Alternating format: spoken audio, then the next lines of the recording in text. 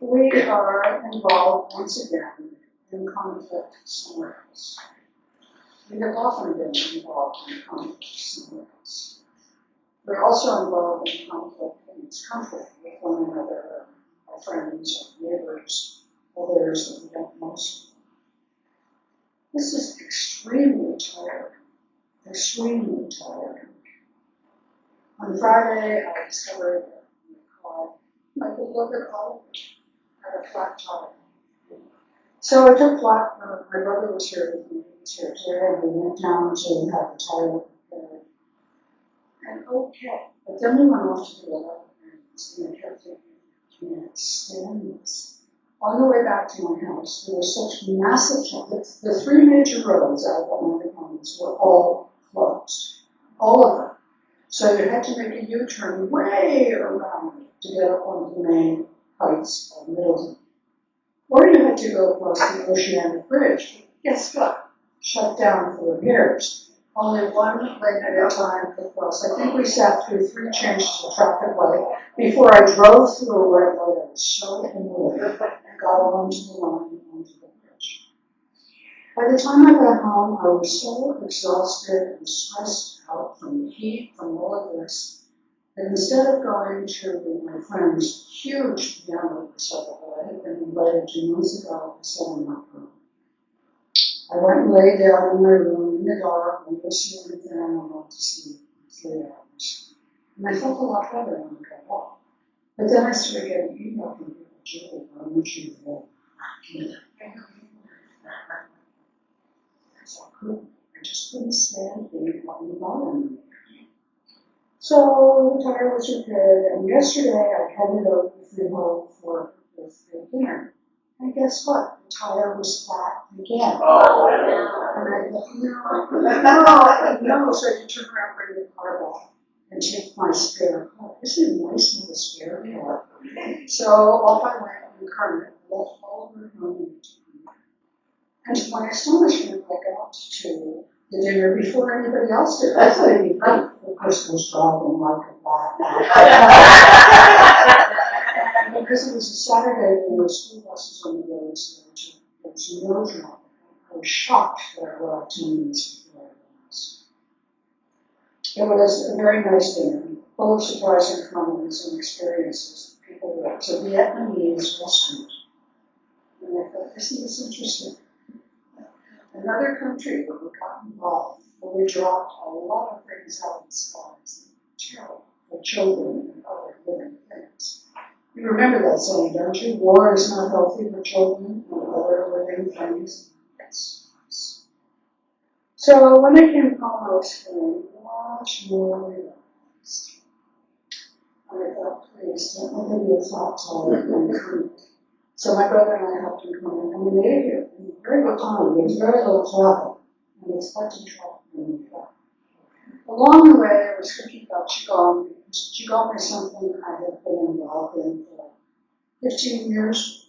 I don't know, is it likely you came into the class for this after a service a few weeks ago? I've studied with someone who is a member of my home congregation. And I thought today would be a nice time to do some Qigong movement to help us relax our bodies and just calm everything in ourselves. I used to do this in this congregation at this place a year ago. Most of you weren't here, but not my doing it. So we're going to do it now, okay? I'm going to start just by saying that Qigong is, it's a Chinese practice that has been around for probably thousands of years, certainly hundreds of years. Think about these words, Tai Chi. Has anybody here taken Tai Chi classes? Yeah. I've been miserable at that. I cannot do that. Then there's Qigong, right? And some of you have been to Qigong experiences. And then there's Kung Fu. You can rub those words together as Tai Qigong Fu. And I thought, look, it's a chain. And it's really interesting to think about the similarities and the differences. Qi, of course, is a word for energy, for the great energy in the universe. And when you're practicing Qigong, it is not a competition, which is what I like about it. There is nothing competitive. You don't have to do the best yoga position. to move your legs in the way the movie is, you don't have to be incredibly flexible. You just need to relax and let yourself go with the movement. There are hundreds of movements in Qigong. I'm just going to leave you in a few of them. The ones I'm choosing are the ones that I think you will find the simplest to do, and you won't have to move the chairs unless you really want to, because most of this can be done sitting down. You can also stand if that's comfortable. So let's start by thinking of the fact that in Qigong, when you're standing, I was taught that you wanted to stand like a tree. You know this teaching? To stand like a tree, so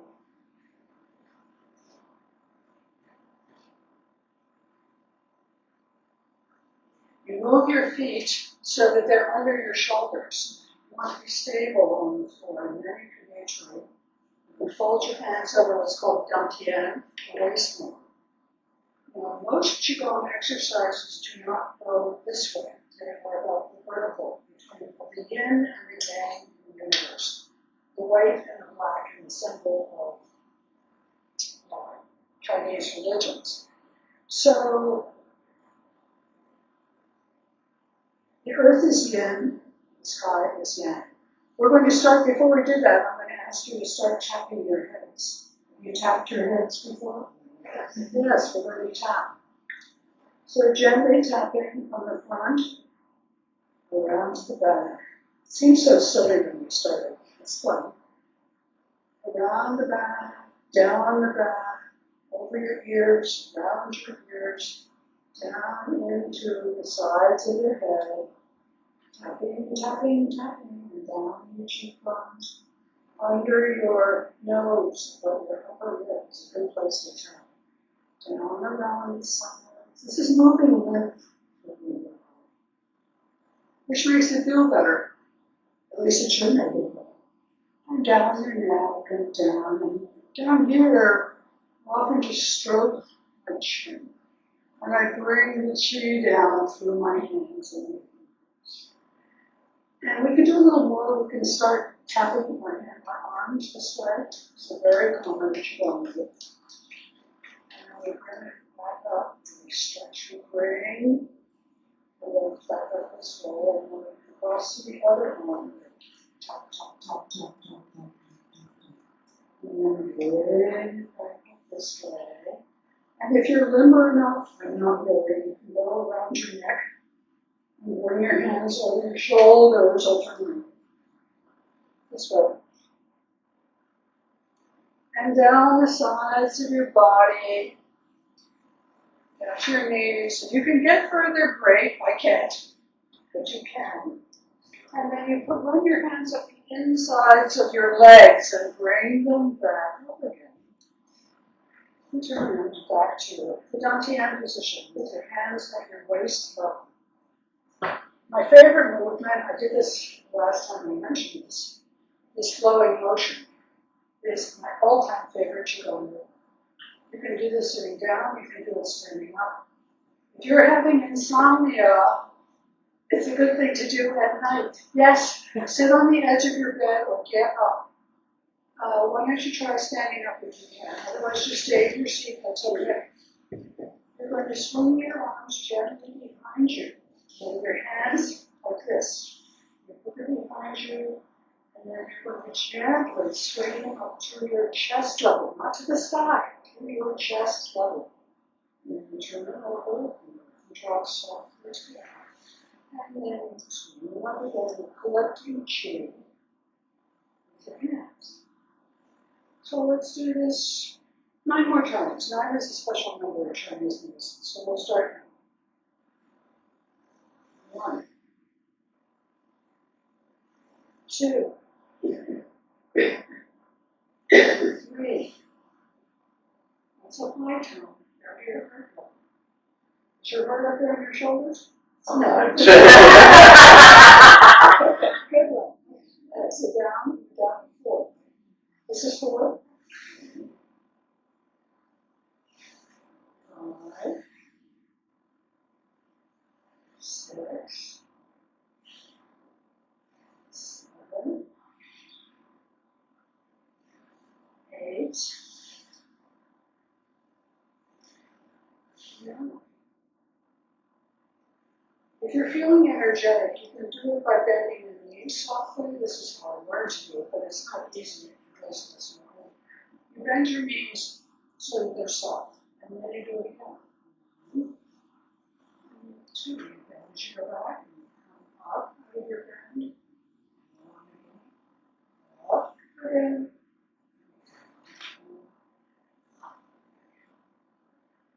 And one teacher said to me, if you do this 100 times a day, you'll live for 10 more years. If you do it 1,000 times a day, you'll live forever. Isn't that impossible? I want to. Yeah, exactly. It was. I'm not counting, I'm just wondering. Have you done tonight? Thank you. Okay, great. So that's my favorite one. As I said, you can do it on the edge of a chair, you can do it on the edge of your bed.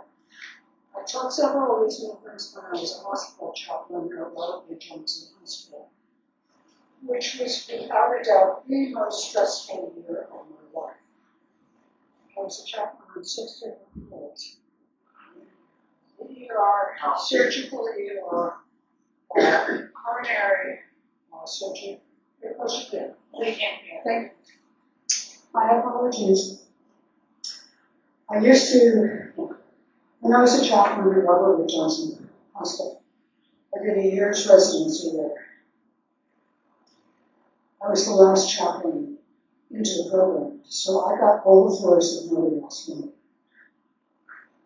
The ER, surgical ICU, coronary ICU, neurological ICU, you name it, I got it. And we had a special break during the day when we would have quiet time in the chapel there for about 15 minutes. So I taught the other chaplains how to do some of these movements because we were all totally stressed out. By the end of that year, for 2 months, I did absolutely nothing. The whole time that I was there, I was also the half-time minister of the congregation. And that was it. That you go and help a lot of people with their patients, because you can ask your patient what they're wrong with it and sit on the sides of their beds and do these things. And it was very comforting because it doesn't hurt if you're doing it for yourself. As I said, there was no competition in this. Now, I'm going to show a couple of others. We're going to start gathering chi from the heavens, and we're going to bring it down to Adantya. Okay, so we'll do this 9 times. You can sit down and you can stand up. Just here. 2. That's 2, right? Yes. 3.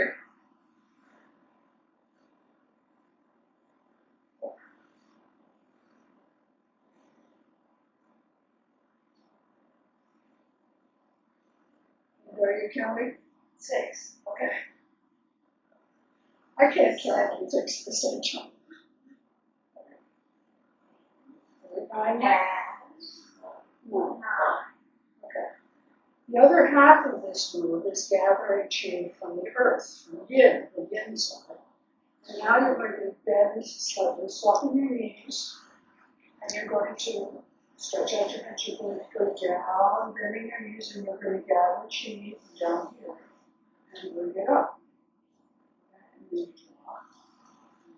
drop. Up again. Okay. So, chi is moving up out of here, and down and bring it up again.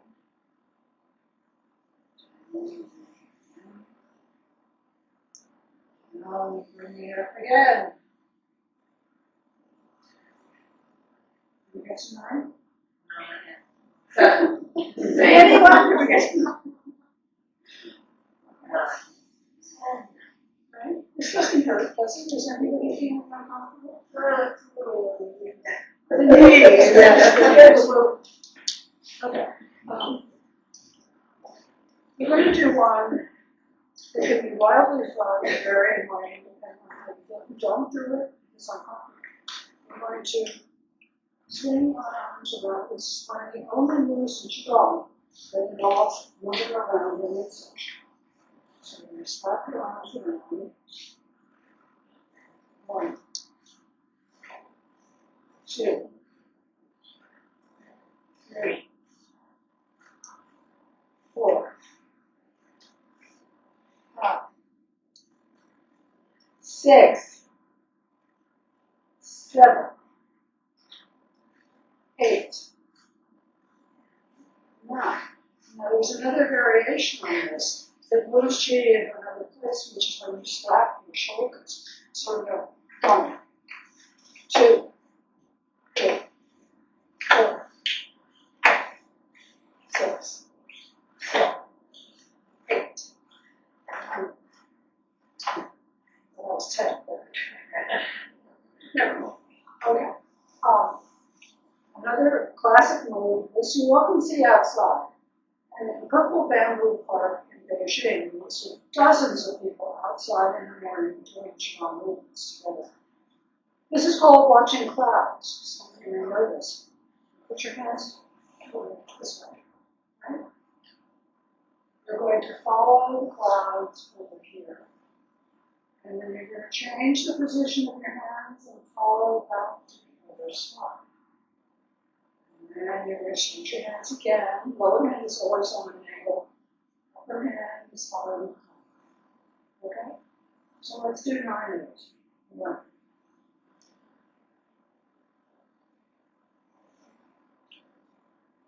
2,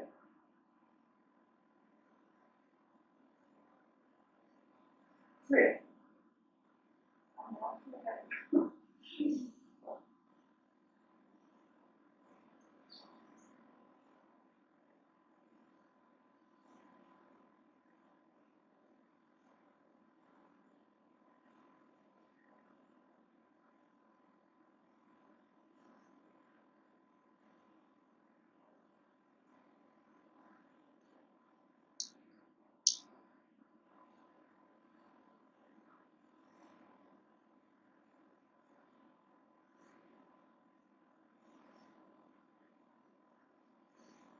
Shake your arms.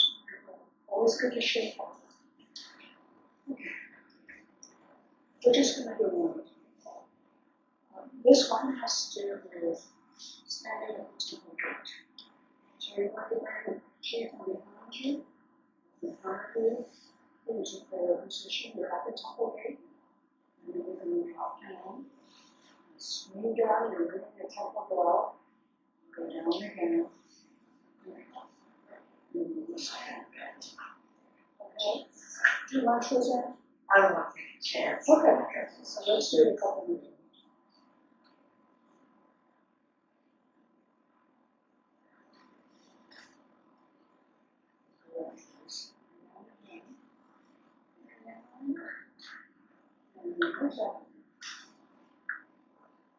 I like this pose.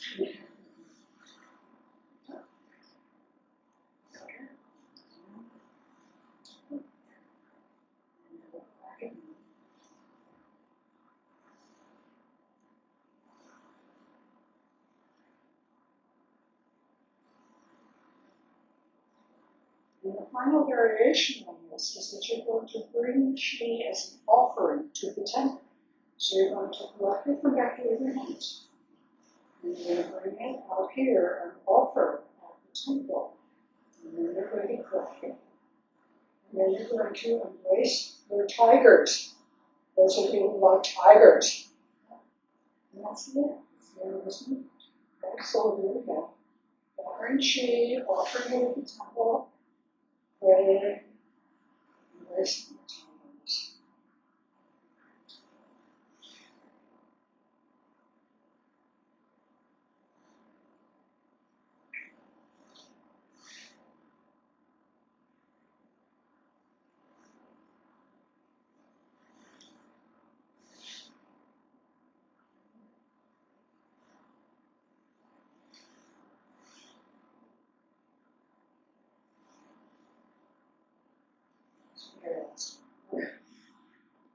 Prayer position. Okay, and now if you're still standing like a tree with your legs forward, you bring your feet back Where she go? Okay, that was a modified chance. There's a big tie she looks, well, waist tied and. Yeah, yeah. And we used to teach it back.